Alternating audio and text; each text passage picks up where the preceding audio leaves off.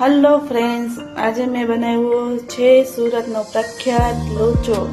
તો તમને દેખાડું છું. તો ગરમ ગરમ લોચો કોને કોને ભાવે છે? જો એકદમ ટચ કરીએ છે તો એકદમ ફૂલીને દડા જજો. ચાકુ પર ચોટતું પણ નથી. ચલો લાઈવ ખમણ ઢોકળા લોચો જે કયો એ ખાવા આવી જાઓ.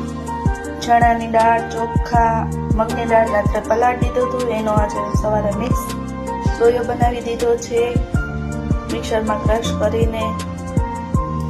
પછી આ છે આદુ મરચાની પેસ્ટ, આ છે ઈનો, લસણની ચટણી, ગરમ ગરમ ચા, અને તમને બનાવે છે મેં આ છે લોચો. તો એ તમને લાઈવ બતાવું છું.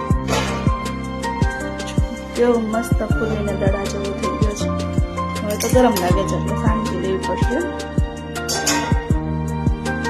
મસ્તીનો ગરમ ગરમ. તો ચલો ખાવા લોચો.